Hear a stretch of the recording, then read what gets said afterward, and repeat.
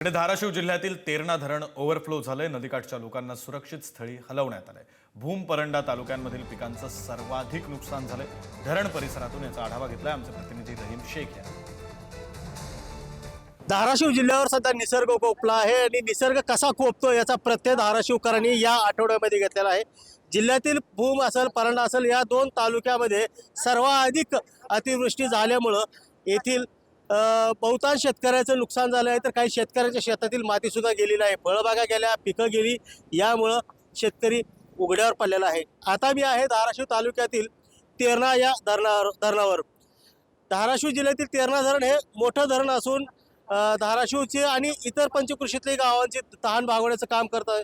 आपण पाहू शकता की मोठ्या प्रमाणात पाण्याचा विसर्ग सुरू आहे।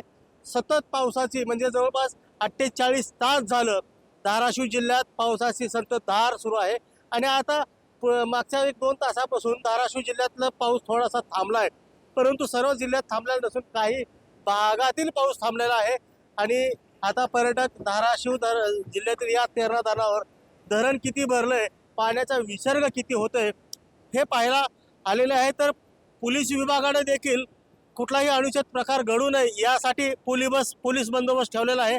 का इथं तुमची ड्युटीला गेले आहे, का आला तिथे? कारण इथं तेरणा धरण 100% भरलेलं आहे, त्यासाठी इथं काही अनुचित प्रकार घडू नये यासाठी आपल्याला इथं बंदोबस्त प्रशासनाने ठेवलेला आहे। काय अनुचित प्रकार घडू शकतो?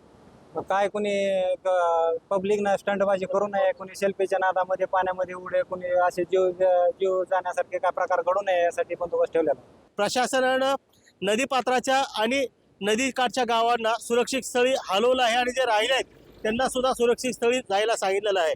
मी रहीम शेख, पुढारी न्यूज, धाराशिव, तेर।